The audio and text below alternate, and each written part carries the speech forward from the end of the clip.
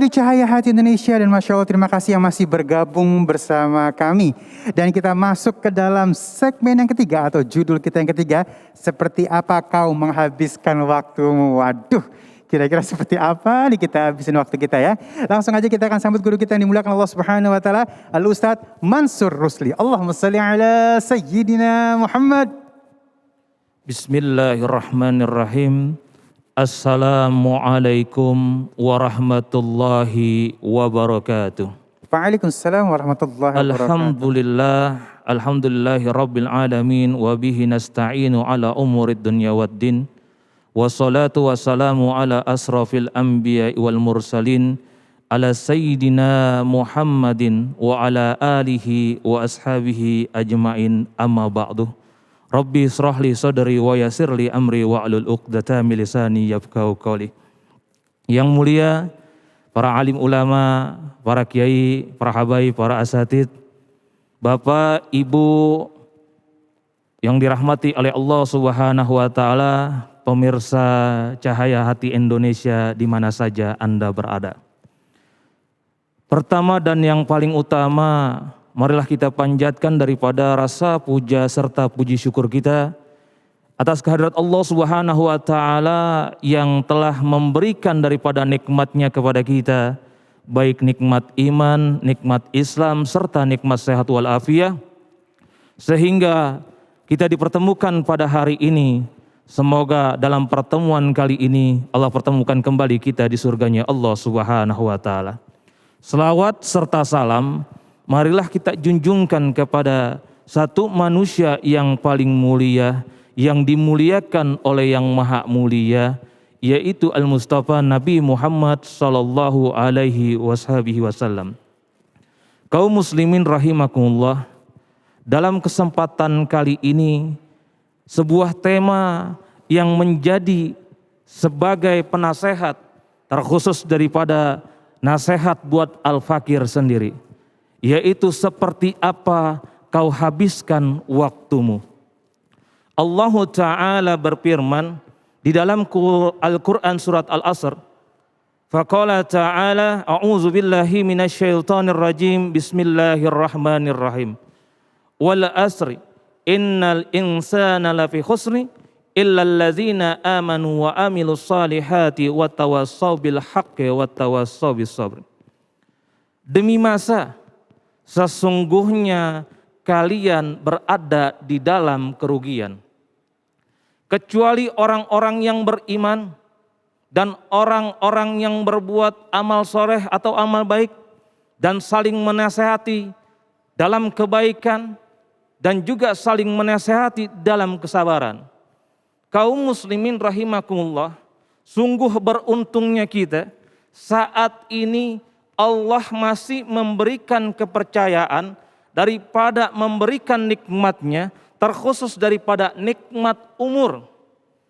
Maka jika nikmat umur ini tidak kita pergunakan daripada mendekatkan diri kepada Allah, kepada siapa lagi kita mempergunakan daripada nikmat dan sisa waktu umur kita ini untuk didekatkan. Maka kata Al-Imam Ibnul Qayyim, jika waktumu tidak dipergunakan dengan kebaikan, maka pasti waktumu dipergunakan dalam kebatilan. Kaum muslimin rahimakumullah, pemirsa Cahaya Hati Indonesia di mana saja Anda berada. Di dalam kitab Nasaiul Hibad, Rasulullah sallallahu alaihi wasallam bersabda, sayati jamanu ala umati, akan datang suatu masa, yaitu terhadap umatku, kata Rasul, yuhibunal khamsan wa yansaunal khamsan. Mereka mencintai yang 5 perkara, mereka melupakan daripada yang 5 perkara. Yang pertama, yuhibud dunya wa yansaunal akhirah. Mereka cinta dunia, tapi mereka melupakan yang namanya alam akhirat.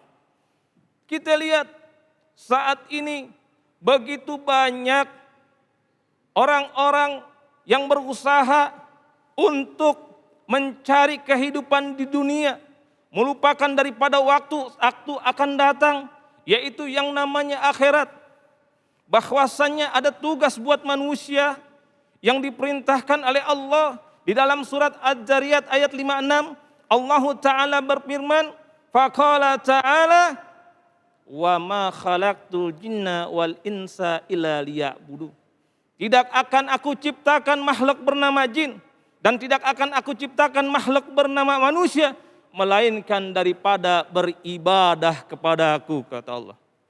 Maka ada tugas yang diberikan kepada manusia untuk melaksanakan daripada perintah Allah, yaitu melaksanakan ibadah. Allah dijawab dengan ayat yang lainnya, innani annallahu la ilaha illa ana fa'buduni wa aqimi shalah li zikri.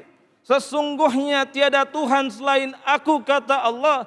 Fa'buduni, maka sembahlah aku. Wa aqimi shalah li zikri, maka dirikanlah salat, yaitu dengan mengingatku. Kaum muslimin rahimakumullah, di mana Anda berada, marilah manfaatkan daripada sisa umurmu untuk mendekatkan diri kepada Allah. Contoh, manfaatkan umurmu untuk menuntut ilmu. Rasul bersabda, man salaka tariqan yaltamisu fi ilman, sahalallahu lahu fihi tariqan ilal jannah. Siapa orang yang mempermudah langkah kakinya menuntut ilmu, maka Allah permudah daripada meringankan langkah kakinya menuju surganya Allah Subhanahu wa ta'ala. Kalau Allah sudah mempermudah daripada langkah kakinya menuju surganya Allah Subhanahu wa ta'ala, lalu kau sia-siakan daripada sisa umurmu untuk kemaksiatan, jikalau seandainya Allah menunjukkan yang namanya surga depan mata kita, lalu Allah tunjukkan juga yang namanya dahsyatnya siksa api neraka, pasti dan pasti kita tidak mau bayangan kita, setetes keringat kita jatuh kepada kemaksiatan. Kaum muslimin rahimakumullah yang dirahmati oleh Allah Subhanahu wa ta'ala. Yang pertama tadi hubud dunya wa yansaunal akhirah. Yang kedua, yuhibbunal haya wa yansaunal hisab. Mereka cinta yang namanya perhitungan, tapi mereka lupa yang namanya akan datang hari perhitungan. Yang ketiga, yuhibbunal mala wa yansaunal maut. Mereka cinta kehidupan, tapi mereka lupa akan datangnya kematian. Yang keempat, yuhibbunal qusur wa yansaunal kubur. Mereka cinta dengan kemegahan, mereka lupa akan datangnya liang kubur. Lihat di dalam surat At-Takasur, Allah Ta'ala berfirman, alhaakumut takasur hatta jurtumul maqabir. Bermegah-megahan yang akhirnya mulai melalaikan kamu sampai akhirnya kamu masuk ke dalam liang kubur. Masyurul muslimin rahimakumullah, bahwasannya kematian itu pasti datangnya. Kapan dan di mana, suka atau tidak suka, pasti kematian itu datang menghampiri kita. Mau tuakah, mau mudakah, pasti yang namanya kematian akan menghampiri kita. Kullu nafsin dha'iqatul maut. Setiap jiwa-jiwa yang hidup pasti akan datang kematian. Yang kelima, yuhibbunal khalqan wa yansaunal khaliqan. Mereka cinta kepada makhluk, tapi mereka melupakan yang namanya menciptakan makhluk.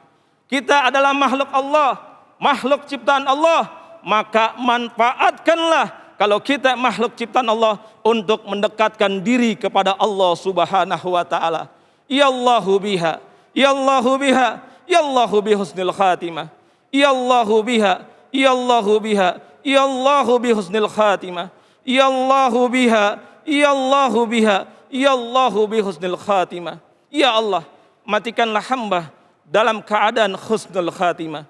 Masyarul muslimin rahimakumullah. Mungkin tausiah yang singkat ini bisa menjadi manfaat buat kita semua, terkhusus daripada manfaat buat Al-Fakir. Kurang lebihnya Al-Fakir mohon dimaafkan, dan billahi taufiq wal hidayah wal inayah wa minkum. Assalamualaikum warahmatullahi wabarakatuh. Waalaikumsalam warahmatullahi wabarakatuh. Masya Allah, terima kasih guruku yang dimuliakan Allah Subhanahu wa taala, Al-Ustadz Mansur Rusli. Dan pemirsa di rumah, sesaat lagi kita akan menjawab pertanyaan-pertanyaan yang sudah masuk melalui media sosial kita. Jadi jangan kemana-mana, tetap bersama kami di Cahaya Hati Indonesia.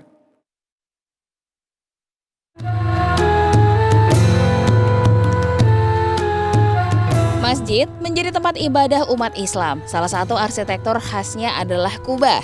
Tapi tahukah Anda jika ternyata kubah bukan berasal dari arsitektur Islam? Hal itu dikarenakan Islam tak membawa kubah secara langsung ke dalam tradisi budaya fisiknya. Dalam Islam pun tak mengajarkan secara konkret dari tata bentuk arsitektur masjid. Dan mari kita selami sejarah mengenai masjid pertama yang menggunakan kubah berbentuk setengah bola ini bersama-sama dalam Cahaya Hati Indonesia. Masjid pertama dalam sejarah Islam yang menggunakan kubah adalah Masjid Qubat Asy-Syahrah, atau biasa kita sebut dengan Masjid Kubah Batu. Lokasinya terletak di tengah-tengah kompleks Al-Haram Asy-Syafi'i, Yerusalem. Qubat As-Sakhrah juga sering disebut sebagai Dome of the Rock, di mana di bagian dalam masjid terdapat sebuah batu besar yang menjadi tempat berdirinya Rasulullah SAW ketika hendak naik ke langit di dalam peristiwa Isra Mi'raj. Dikutip dari buku Sejarah Ibadah karya Syahruddin El-Fikri, pembangunan Masjid Qubat Asy-Syahrah ini dimulai ketika Yerusalem jatuh ke dalam kekuasaan Islam di era Khalifah Umar bin Khattab. Terletak di Baitul Maqdis, Qubat Asy-Syahrah pun memiliki seni bangunan agung Islam pertama yang didirikan pada tahun 685 hingga 691 Masehi oleh Khalifah Bani Umayyah Abdul Malik bin Marwan. Kubah dari masjid ini pun dibangun setengah tahun setelah wafatnya Nabi Muhammad SAW. Untuk pengerjaan arsitektur Masjid Kubah sepenuhnya telah dikerjakan oleh dua arsitek muslim asal Palestina bernama Raja bin Hayat dan Yazid bin Salman. Masjid pun dipenuhi ukiran model Bizantium dan di dalamnya terdapat mihrab-mihrab besar sejumlah 13 buah dengan masing-masing terdiri atas 104 mihrab kecil. Jika kita menghadap Masjid Qubat Asy-Syahrah, maka akan terlihat dinding yang menurun di bagian kanan menuju ke bagian bawah yang merupakan bagian dari tembok Al-Buraq atau tembok ratapan, yakni tempat yang dikatakan suci oleh orang Yahudi. Orang-orang Yahudi dan Kristen pun tak dibenarkan berdoa di kawasan Al-Haram Asy-Syafi'i ini kecuali beberapa hari tertentu dalam setahun. Itu tadi informasi tentang masjid pertama yang memakai kubah, tempat ibadah umat Islam. Dan sudah sepatutnya kita lebih mengimani tentang keesaan Allah Subhanahu wa taala dan Rasul-Nya. Wallahu alam bisyawab.